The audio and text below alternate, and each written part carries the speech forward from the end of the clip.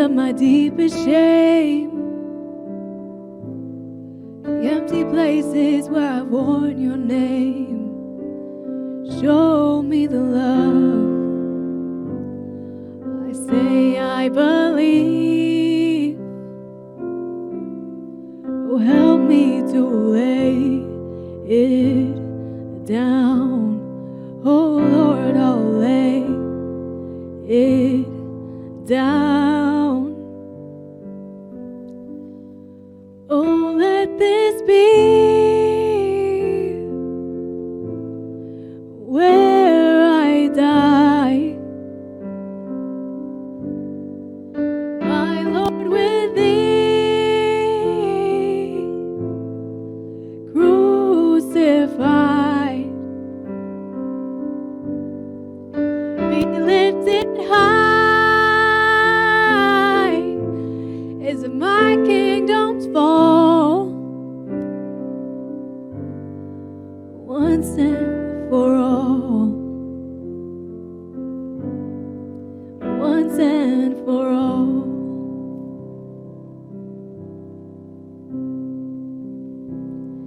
There is victory in my Savior's loss, the crimson flowing from the cross.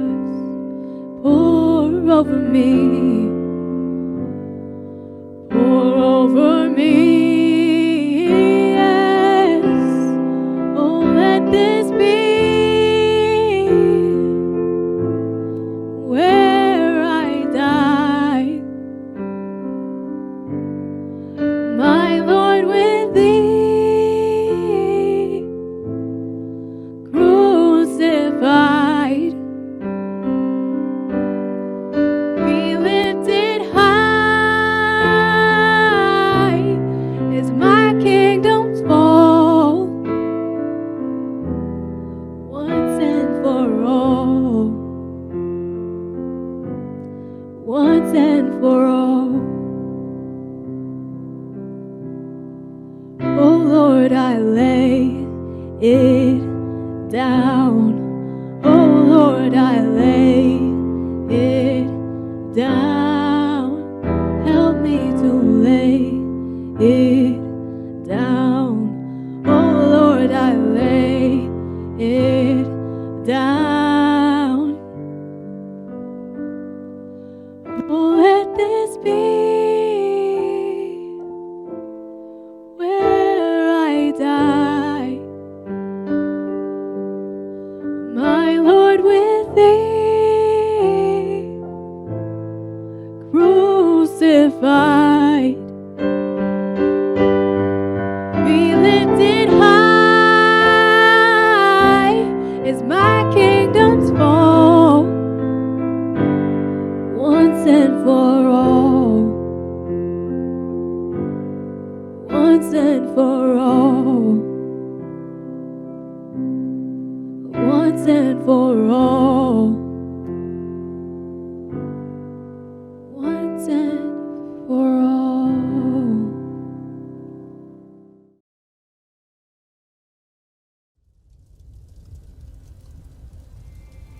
My father once told me, privilege is the power to open doors in my life. However, that all changed the day I met a man who had great power but denied all privilege. He didn't ride in with fanfare and processional. He didn't ride in at all. He walked like everyone else, but he wasn't like everyone else. He touched the people that no one else would even look at. He ate meals with people that others felt only disdain for.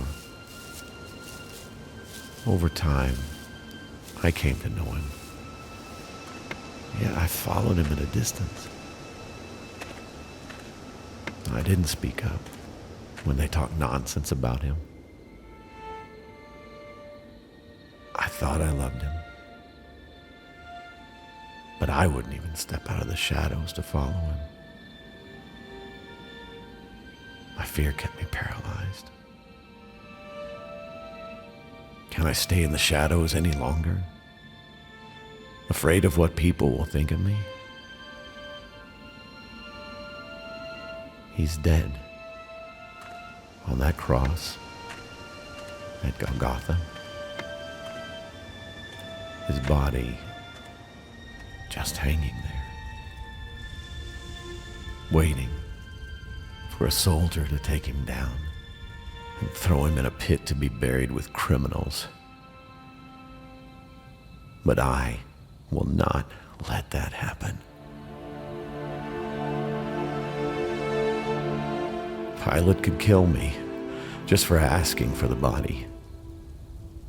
It may cost me everything. If I get Pilate's permission, then I will go get his body and place it in my tomb. I must do this one thing for him. At least this one thing.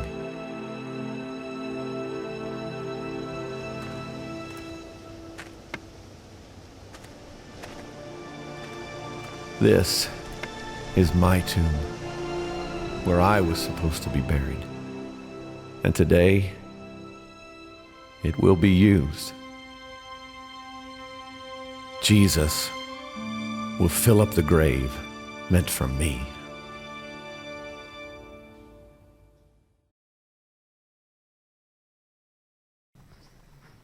All right, well, what you just saw was Joseph of Arimathea, the one who laid Jesus in his own tomb, reminding us that today begins Holy Week, when Jesus rides into Jerusalem on a donkey and the crowds are cheering him on, but by Friday he'll end up laying down his life to redeem ours.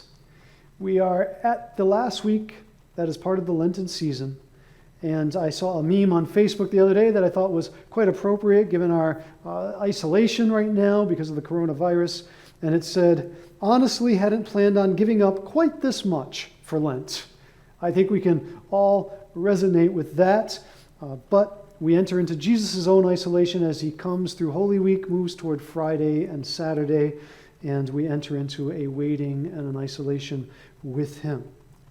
Today we're going to pick up with Matthew chapter 27, verse 27 to 31. The title of the message is The Borrowed Robe. Have you ever had someone borrow something from you and in time you realized it wasn't yours anymore?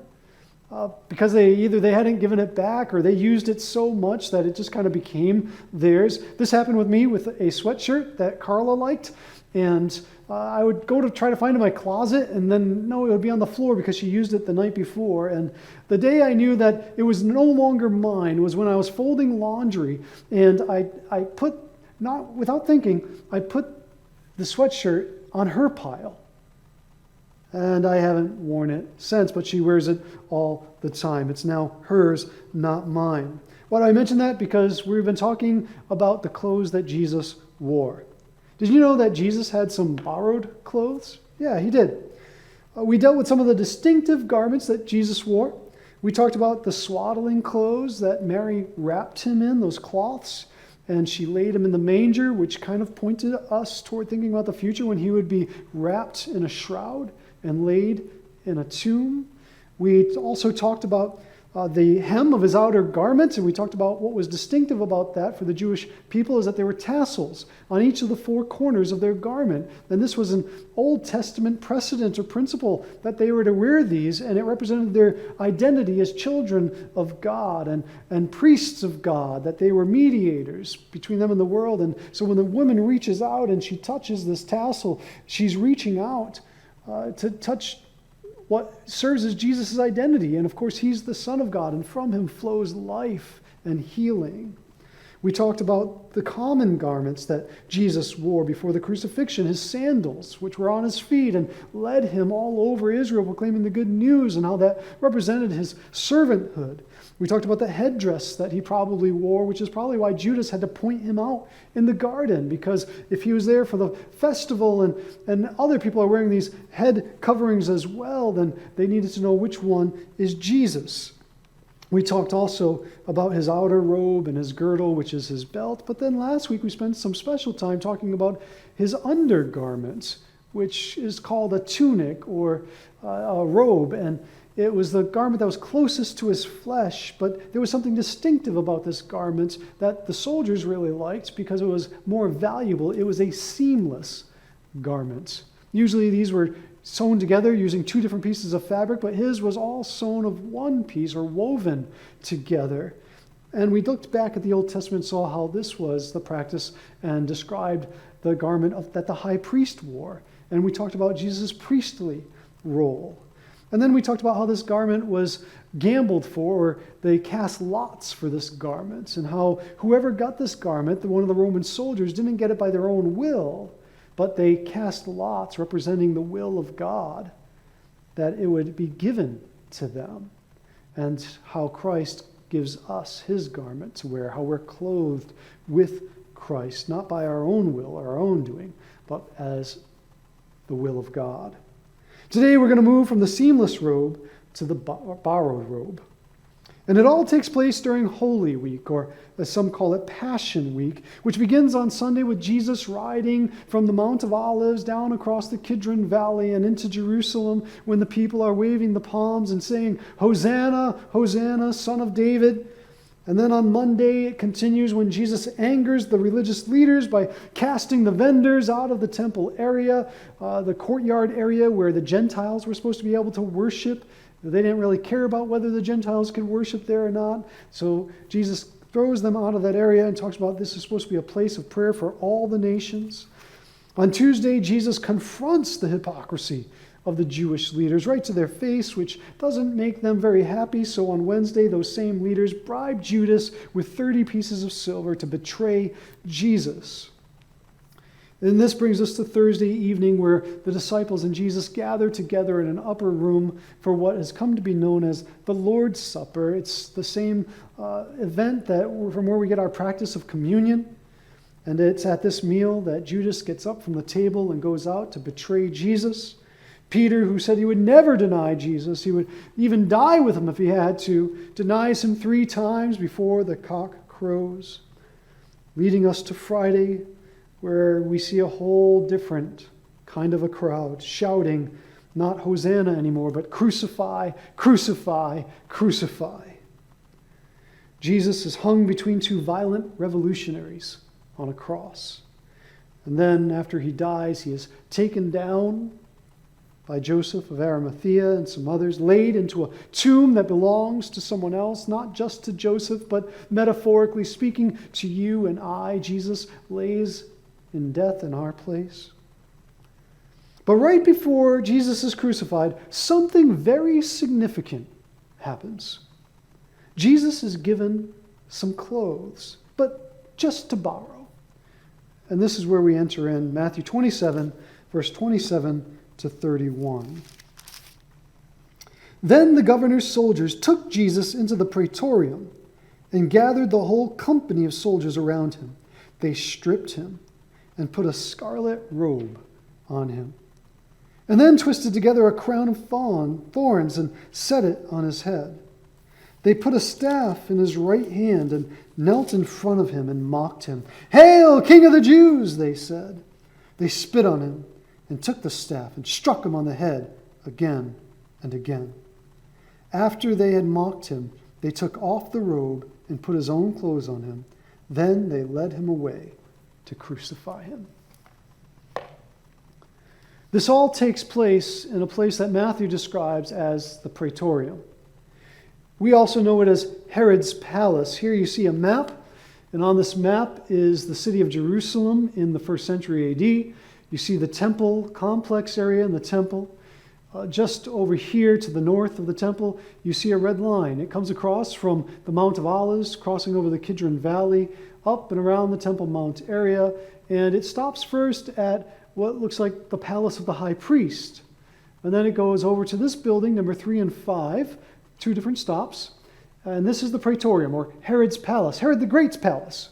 Of course, Herod the Great has been dead since 4 BC, and it's around 30 AD now, so it's not him who's living there. It is the Roman prefect. We'll talk about that in a minute. And then he's sent over to Herod Antipas's place. We're going to talk about this too. This comes from Luke. And then back over to Praetorium to see the prefect again, and then out of the city limits to Calvary, Golgotha, where Jesus will be crucified.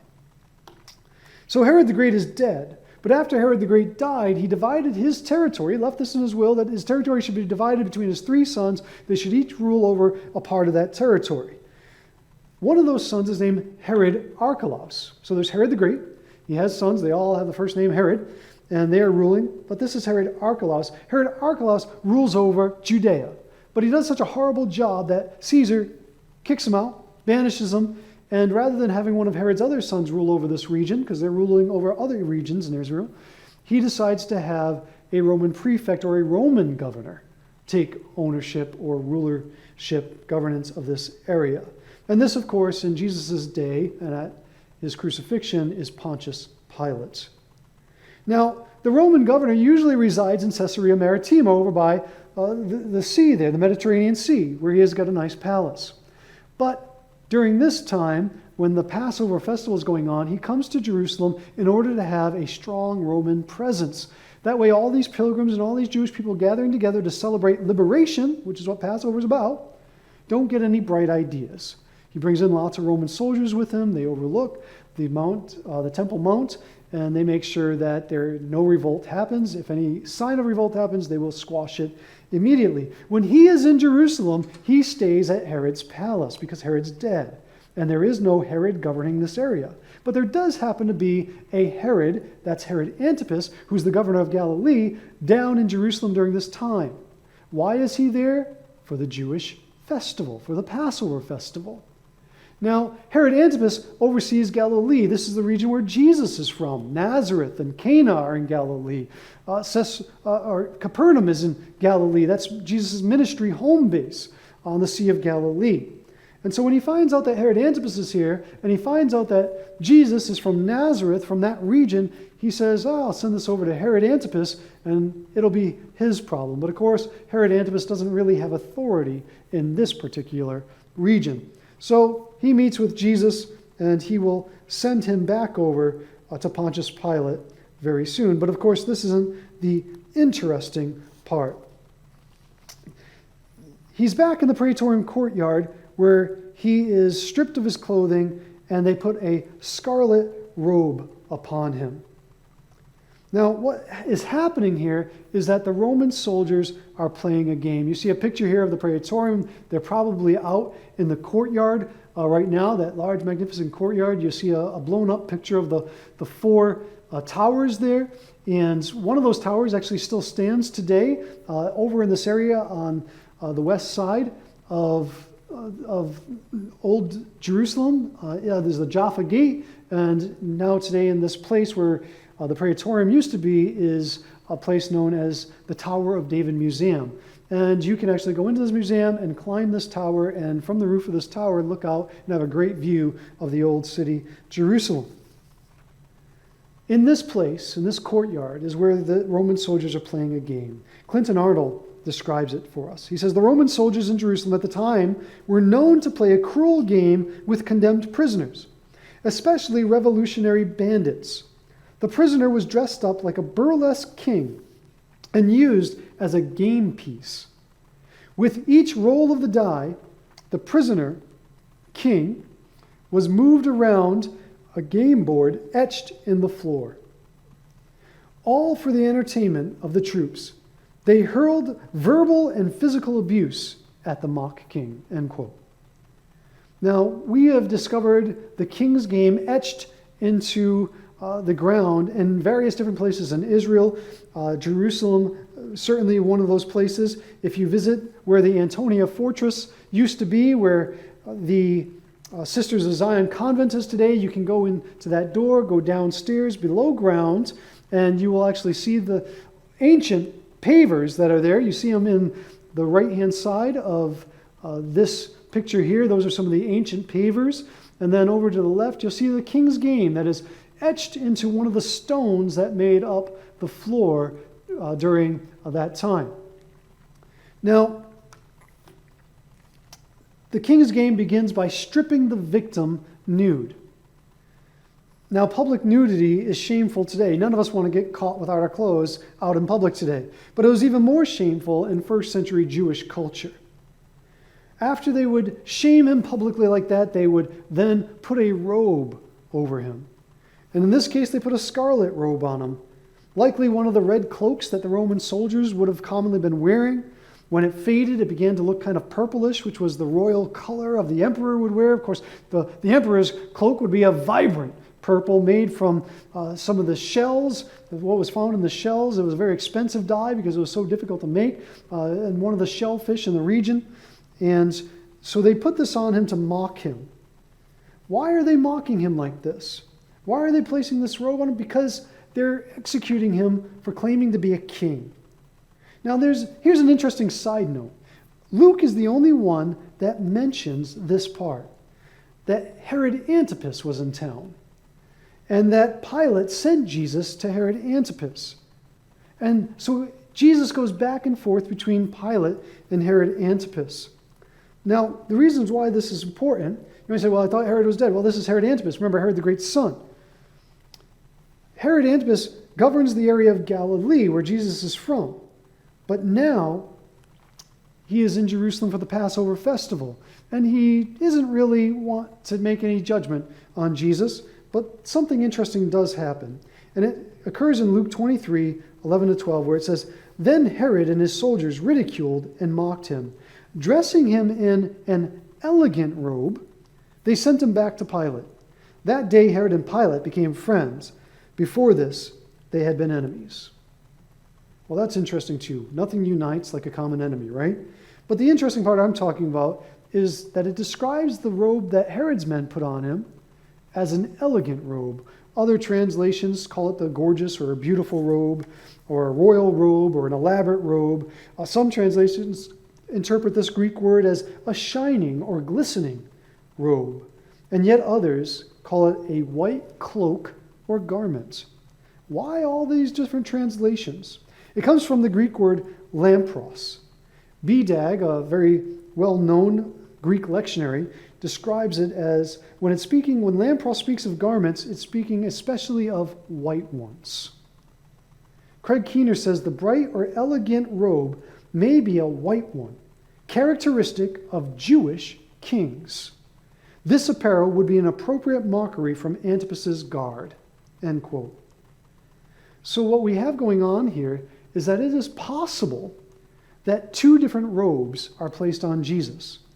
Now, the Jewish kings tended to wear white royal robes.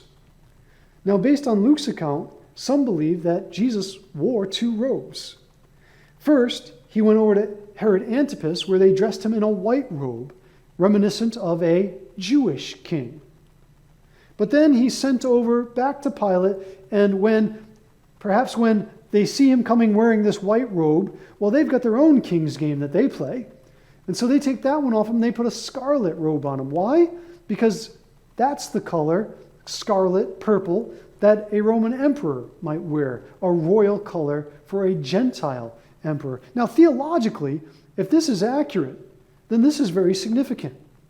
Because theologically, what it's representing is that Jesus, wearing the white robe, is King of the Jews. But then when they dress him in the scarlet robe, he's also King of the Gentiles, which is exactly what the gospel declares.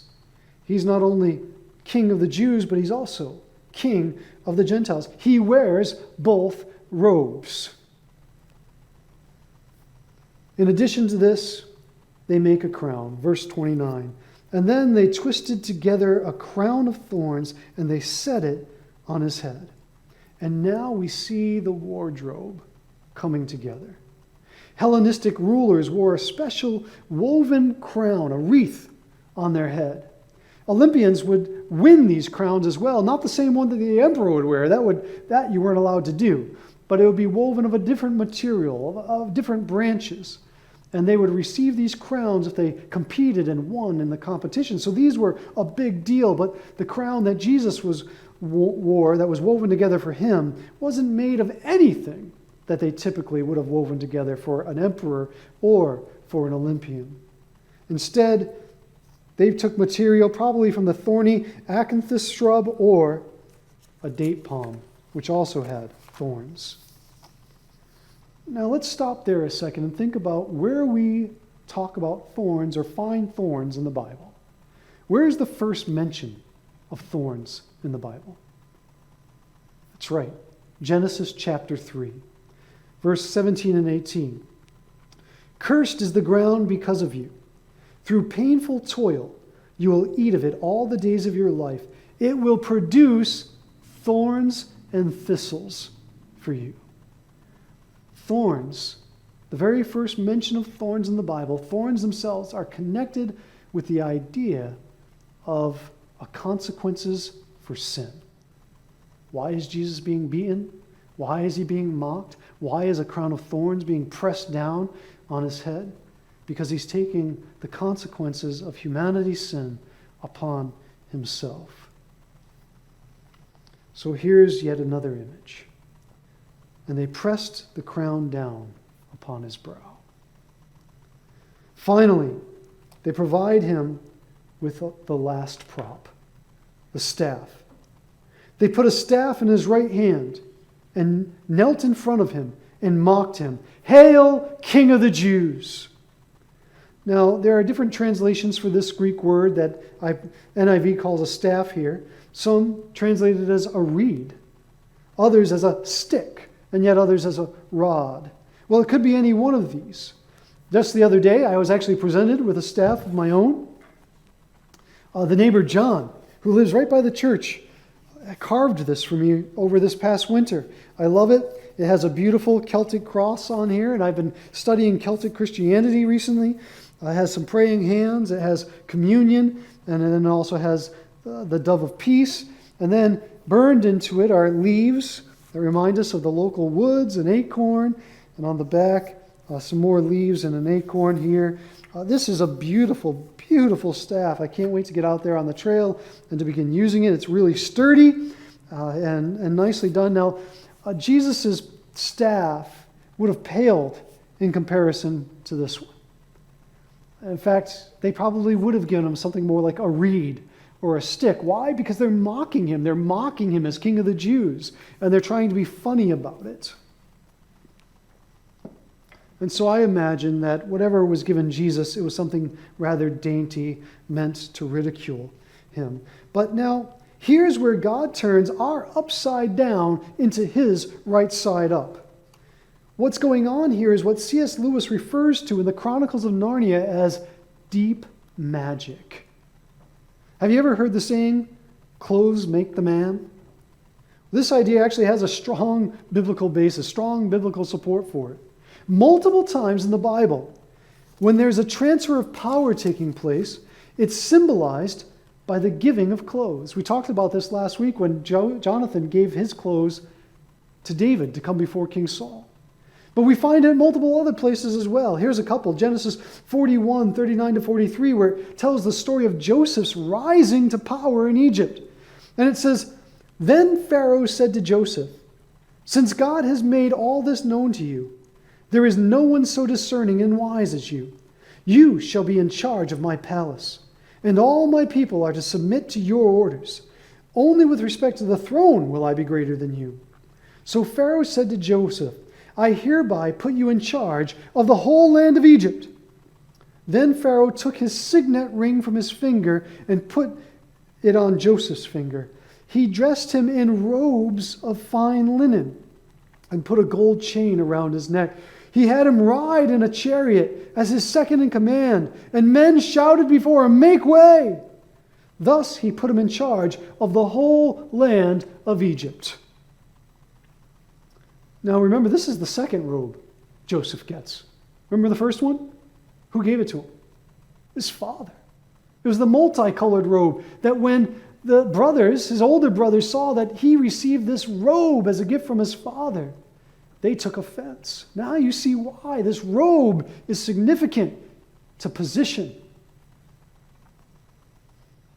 Now he's given a second robe by Pharaoh himself, which signified a transfer of power.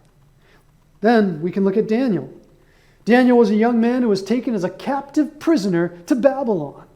But God shows favor upon Daniel. And in Daniel 5:29 we read, Then at Belshazzar's command, Daniel was clothed in purple A gold chain was placed around his neck, and he was proclaimed the third highest ruler in the kingdom. Now the Roman soldiers, when they dressed Jesus up in this robe, put the crown on his head and staff in his hand that represented the scepter of the Caesar. Well, they meant it as a mockery, but there was a deeper magic at work, something that neither Herod or the Roman soldiers anticipated. And it kind of reminds me of a scene that I saw in the movie Harry Potter, when Dobby, who was a house elf, who was enslaved to a cruel master, Lucius Malfoy, he longed to be a free elf.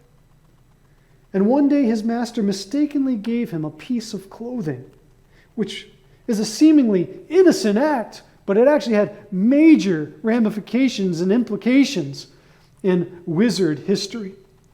To receive an article of clothing from the master is to set one free. Watch with me.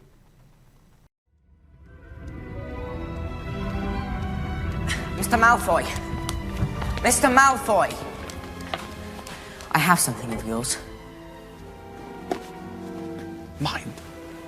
I don't know what you're talking about. Oh, I think you do, sir. I think you slipped the diary into Ginny Weasley's cauldron that day at Diagon Alley. You do? Do you?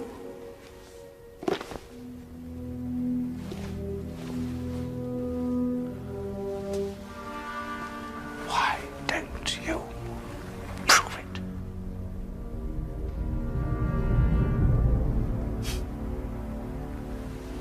Come, Dobby. Open it. Dobby? Master has given Dobby a sock. What? I didn't... Master has presented Dobby with clothes. Dobby is free.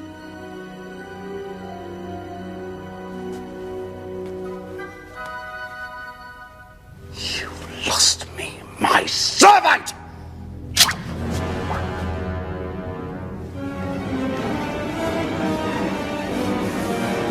You shall not harm Harry Potter.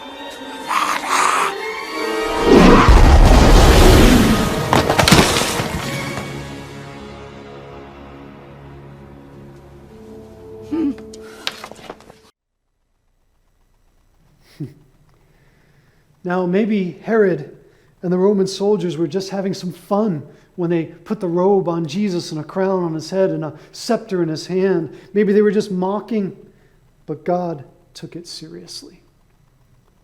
This is the way that Jesus comes into his kingdom. This was nothing less than Jesus' true coronation ceremony. He's not just king of the Jews, but he's also king of the Gentiles. And he's not just king of the Jews and the Gentiles, but he's king of the whole universe. He's crowned not with pride like worldly rulers, but with humility. And in Matthew 28:18, Jesus will declare, "All authority in heaven and on earth has been given to me." In Revelations 19, it declares, "He is King of kings and Lord of lords." And all that is left is for us to recognize this reality. And for each one to claim it for themselves, that Christ is Lord of the universe, that Jesus is Lord of our lives. But of course, we haven't come to Resurrection Sunday yet. Jesus will be taken down from the cross, laid in a tomb, and we will wait with him as he waits. For Lent to finally come to an end and to give way to resurrection and to a new dawn and a new day.